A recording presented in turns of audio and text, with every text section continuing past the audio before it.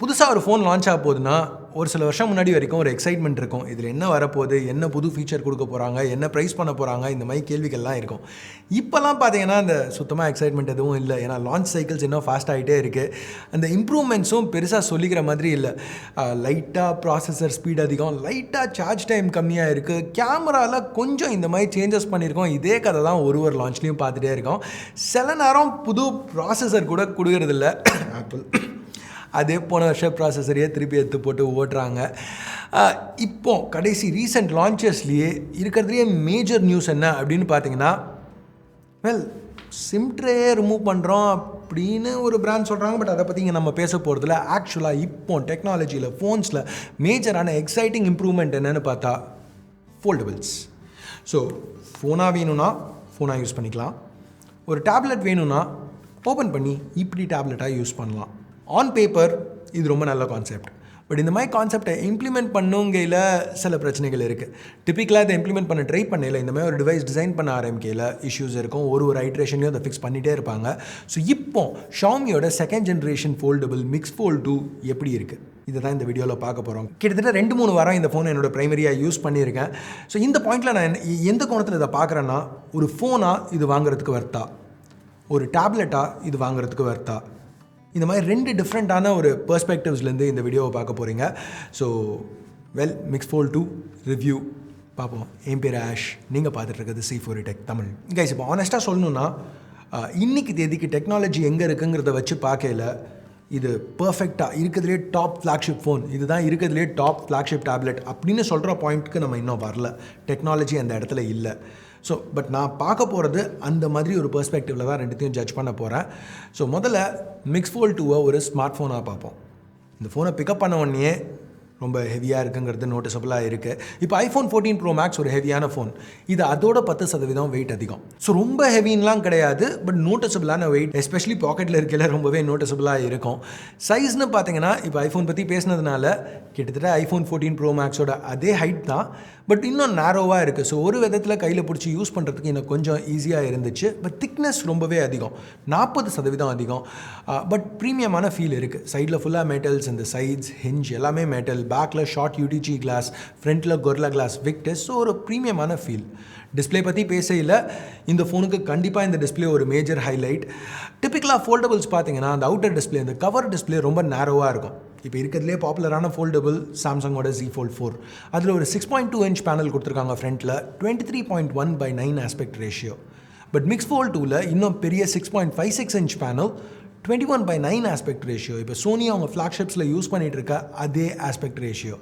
S, இது நம்ம டிப்பிக்கலாக flagship ஃபோன்ஸில் பார்க்குற 19.5/9 ஆஸ்பெக்ட் ரேஷியோ கிடையாது.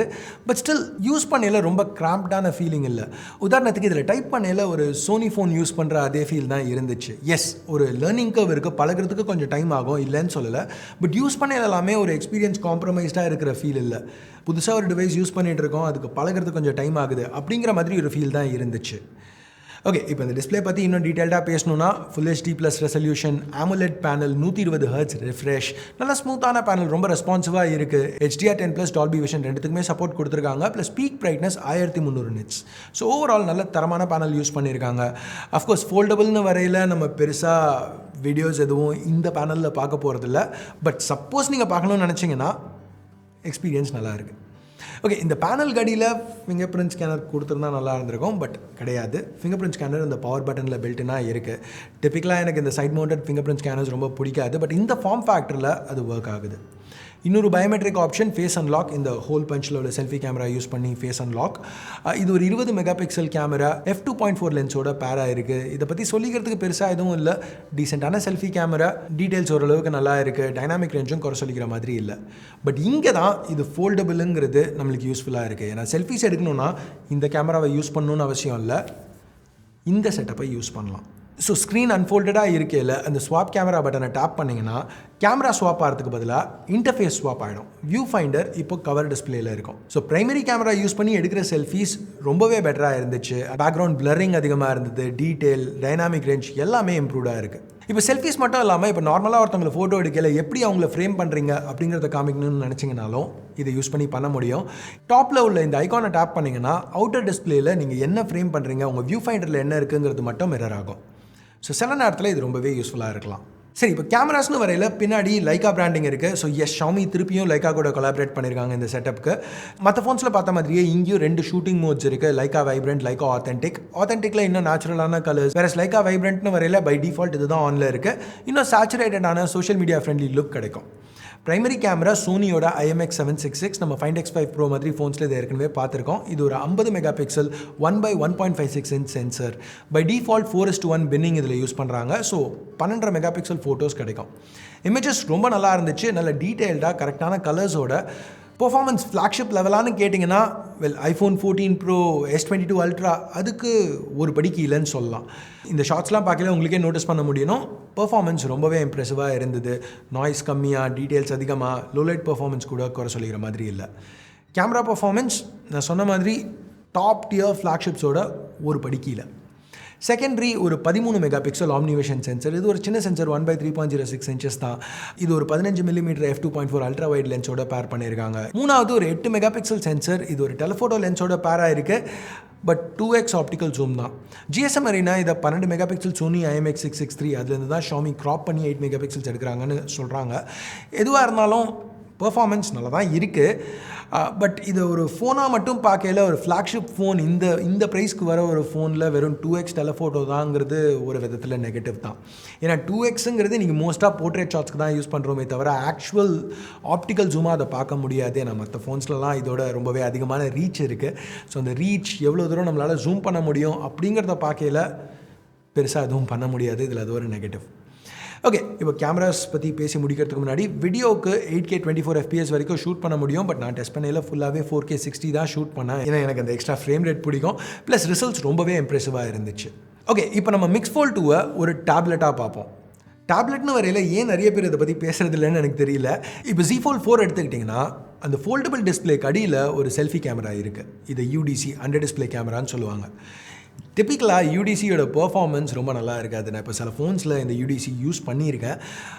ரிசல்ட்ஸ் பெருசாக சொல்லிக்கிற மாதிரி இல்லை. ரொம்பவே பிளர்டாக இருக்கும், அந்த அளவு குவாலிட்டி இருக்காது. டெக்னாலஜி இம்ப்ரூவ் ஆகிட்டுருக்கு, இல்லைன்னு சொல்லலை. இந்த பாயிண்டில் யூடிசிலேருந்து வர பெர்ஃபார்மன்ஸ் அந்த அளவுக்கு இல்லை.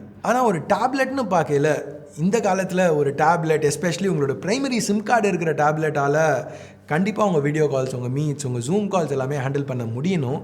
அங்கே தான் Mix Fold 2 மேஜராக ஃபெயில் ஆகுது.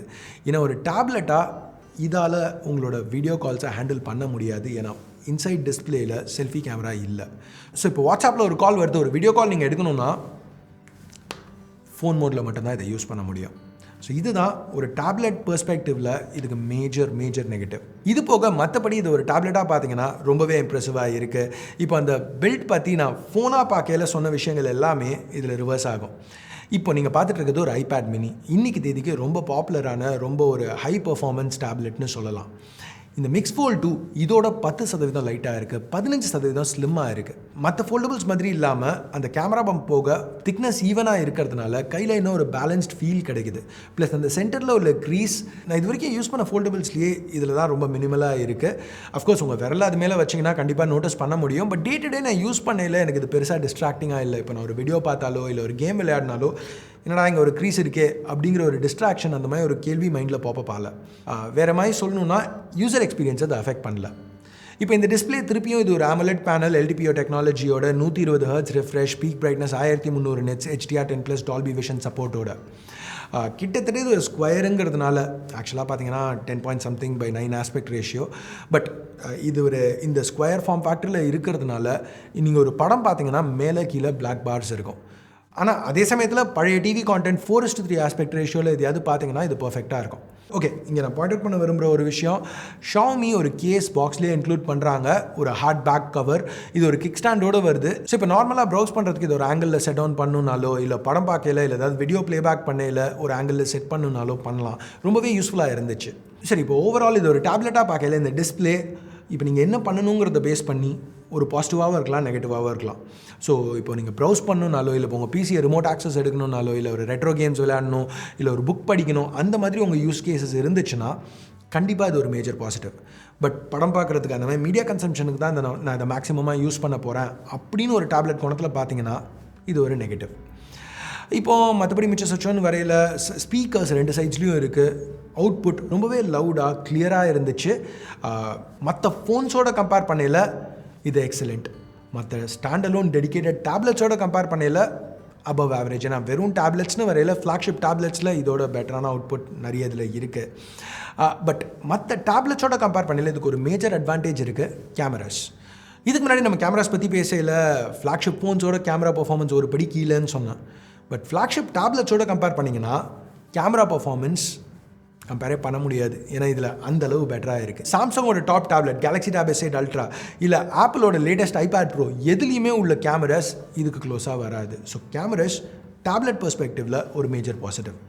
பர்ஃபார்மன்ஸ்னு வரையில் மிக்ஸ் ஃபோல்ட் 2ல Snapdragon 8+ Gen 1 சிப் யூஸ் பண்ணியிருக்காங்க. இது கூட 12 GB LPDDR5 RAM, 256 இல்லை 512 GB இல்லை ஈவன் 1 TB வரைக்கும் ஃபாஸ்ட் UFS 3.1 ஸ்டோரேஜ் ஆப்ஷன்ஸ் கொடுக்குறாங்க. So top notch performance. ஃபோனாக பார்த்தாலும் சரி, டேப்லெட்டாக பார்த்தாலும் சரி, ரொம்ப நல்ல பெர்ஃபார்மன்ஸ். இப்போ திருப்பியும் இங்கே ஸ்பேஸ் கம்மியாக இருக்குங்கிறதுனால அந்த சஸ்டெயின் பெர்ஃபார்மன்ஸ் இதில் ஒரு பிரச்சனை. இப்போது CPU நம்பர்ஸ் ரொம்ப ப்ராமிசிங்காக இருந்துச்சு. 15 நிமிஷம் கண்டினியூஸாக CPU புஷ் பண்ணதுக்கப்புறம் கூட 91% பெர்ஃபார்மன்ஸ் ரீட்டைன் ஆச்சு. பட் GPUன்னு வரையில் 3D Mark Wildlife Extreme test ஒரு சில லூப்ஸ்க்கு அப்புறம் ஃபெயில் ஆகிடுச்சு ஓவர் ஹீட்டிங்னால. பட் ஆக்சுவல் யூசேஜில் நான் ஹீட்டிங் இஷ்யூஸ் எதுவும் ஃபேஸ் பண்ணலை. கேம்ஸ் கண்டினியூஸாக விளையாடையில் கூட பெர்ஃபார்மன்ஸ் நல்லா இருந்துச்சு. பட் நான் இங்கே சொல்ல வரது என்னென்னா, கேமிங் உங்களோட ஹையஸ்ட் ப்ரையாரிட்டினா ஒரு கேமிங் ஃபோன் வாங்கணும்னு நினச்சிங்கன்னா இது உங்களுக்கு செட் ஆகாது. இதோட கம்மியான விலைக்கு இதோட பெட்டரான ஆப்ஷன்ஸ் கண்டிப்பாக அவைலபிளாக இருக்குது. பேட்டரின்னு வரையில் இதில் 4500 mAh பேட்டரி கொடுத்துருக்காங்க. ஒரு சில நாள் நான் இதை வெறும் ஃபோனாக மட்டும் யூஸ் பண்ணேன். அதாவது இந்த ஸ்க்ரீனை ஓப்பனே பண்ணாமல் ஃபோல்டடாகவே கண்டினியூஸாக யூஸ் பண்ணேன். கேவலமான எக்ஸ்பீரியன்ஸ். ஏன்னா இந்த மாதிரி ஒரு ஃபோன் நம்ம யூஸ் பண்ணையில் இப்படி ஓப்பன் பண்ணி க்ளோஸ் பண்ணுறதுல ஒரு சின்ன சந்தோஷம் இருக்குது. பட் அட்லீஸ்ட் டெஸ்ட் பண்ணணுங்கிறதுக்காக ஒரு 2 நாளைக்கு இது வெறும் ஃபோனாக யூஸ் பண்ணேன். ஸோ அந்த பாயிண்டில் பேட்டரி லைஃப் தாறுமாறாக இருந்துச்சு. நாள் முடியலை, மாட்ரேட் யூசேஜோட நாள் முடியலை 40% பாக்கி இருந்தது. என்றைக்கெலாம் நான் இதை ப்ரிடாமினெண்ட்டாக டேப்லெட்டாக யூஸ் பண்ணணும், அதிகமாக ஓப்பன் பண்ணி யூஸ் பண்ண டேஸ் எல்லாத்துலேயுமே இந்த நம்பர்ஸ் ட்ராப் ஆச்சு. 20% தான் நாள் முடியலை இருந்துச்சு. கண்டிப்பாக நீங்கள் ஒரு ஃபுல் ஃப்ளெஜ் டேப்லெட்டோட கம்பேர் பண்ணையில் இது இம்ப்ரெசிவான நம்பர்ஸ் கிடையாது. பட் ஸ்டில் ஒரு நாள் யூஸுங்கிறது குறை சொல்லிக்கிற விஷயமும் இல்லை. அது போக Xiaomi பாக்ஸ்லேயே 67 வாட் சார்ஜர் இன்க்ளூட் பண்ணுறாங்க. ஸோ 0 to 100 40 நிமிஷத்தில் சார்ஜ் பண்ண முடியும். ஓகே, இப்போ ஸ்டார்டிங்கில் சொன்ன மாதிரியே ஒரு ஃபோனாக இது எப்படி இருக்குது, ஒரு டேப்லெட்டாக எப்படி இருக்குது. ஒரு ஃபோனாக இந்த ப்ரைஸ்க்கு இதை வாங்குவேனா அப்படின்னு கேட்டிங்கன்னா கண்டிப்பாக மாட்டேன். ஏன்னா அந்தளவு நம்ம பே பண்ண போகிறோன்னா இதோட பெட்டரான கேமராஸோட, இதோட பெட்டரான பில்ட் குவாலிட்டியோட, இதோட ஹையர் ரெசல்யூஷன் டிஸ்பிளேஸோட, IP68 water and dust resistance rating, wireless charging support ரெண்டுமே இதில் கிடையாது. அந்த ஃபீச்சர்ஸோட கூட இதோட கம்மியான விலைக்கு ஃபோன்ஸ் அவைலபிளாக இருக்குது. இப்போ வெறும் ஒரு டேப்லெட்டாக இதை வாங்க முடியுமா அப்படின்னு பார்த்தீங்கன்னா திருப்பியும் ஆன்சர் நோ தான். ஏன்னா ஆஸ்பெக்ட் ரேஷியோ இப்போ படம் பார்க்குறதுக்கு ரொம்ப சூப்பராக இருக்குதுன்னு சொல்ல முடியாது. But older TV shows, gaming, especially retro gaming, web browsing, books படிக்கிறது எல்லாத்துக்குமே இது ரொம்ப இம்ப்ரெசிவாக இருக்குது. இன்ஃபேக்ட் இதில் ஒரு செல்ஃபி கேமரா மட்டும் கொடுத்துருந்தாங்கன்னா கண்டிப்பாக ஒரு சின்ன லைட் வெயிட் காம்பேக்ட் டேப்லெட்டாக இதை யூஸ் பண்ணியிருக்க முடியும். ஓவரால் ஒரு ஹைப்ரிட் டிவைஸாக, ஒரு ஃபோல்டபுள் டிவைஸாக இது ஒர்த்தான்னு கேட்டிங்கன்னா இன்றைக்கி தேதிக்கு ஃபோல்டபுள்ஸில் சில நெகட்டிவ்ஸ் இருக்குது. டெக்னாலஜி இன்னும் அந்த பாயிண்ட்டுக்கு வராததுனால சில காம்ப்ரமைசஸ் இருக்குது.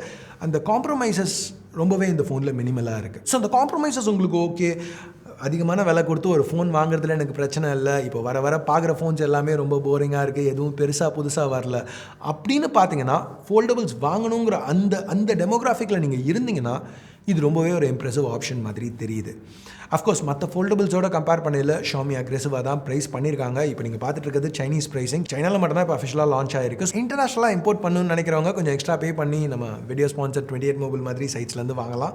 28mobile.com இது வரைக்கும் நிறைய வீடியோஸில் ஏற்கனவே பார்த்துருப்பீங்க. சேனல் ஸ்பான்சர் ஆகிறதுக்கு முன்னாடி கூட பல வருஷமாக ஒரு கஸ்டமராக நான் 28mobile.comலேருந்து ஃபோன்ஸ் வாங்கியிருக்கேன். அவங்க சப்போர்ட் எப்போவுமே ப்ரொஃபஷனலாக இருந்திருக்கு. இப்போ தமிழில் கூட அவங்க சப்போர்ட் ப்ரொவைட் பண்ணுறாங்க.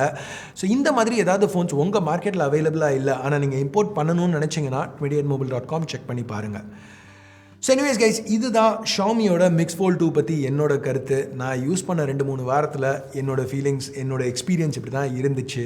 நீங்கள் என்ன நினைக்கிறீங்க இந்த ஃபோனை பற்றி? அதோட முக்கியமாக இந்த வீடியோ பற்றி என்ன நினைக்கிறீங்க கீழே கமெண்ட்ஸில் சொல்லுங்கள். ப்ளஸ் வீடியோ பிடிச்சிருக்கு, பிடிக்கல, என்ன ஃபீல் பண்ணுறீங்களோ அதை பேஸ் பண்ணி தம்ஸ் அப் இல்லை தம்ஸ் டவுன் ப்ரெஸ் பண்ணுங்கள். சப்ஸ்கிரைப் பண்ணலன்னா சப்ஸ்கிரைப் பட்டன் ஏற்கனவே சப்ஸ்கிரைப் பண்ணியிருந்தீங்கன்னா பக்கத்தில் உள்ள பெல் ஐக்கான் அதையும் ப்ரெஸ் பண்ணுங்கள். அப்போ தான் நான் போடுற வீடியோஸை நீங்கள் மிஸ் பண்ணாமல் பார்க்க முடியும். அடுத்த வீடியோவில் உங்களை திருப்பி சந்திக்கிற வரைக்கும் என் பேர் ஆஷ். நீங்கள் பார்த்துட்டு இருக்கிறது C4 Tech Tamil. Have a nice day.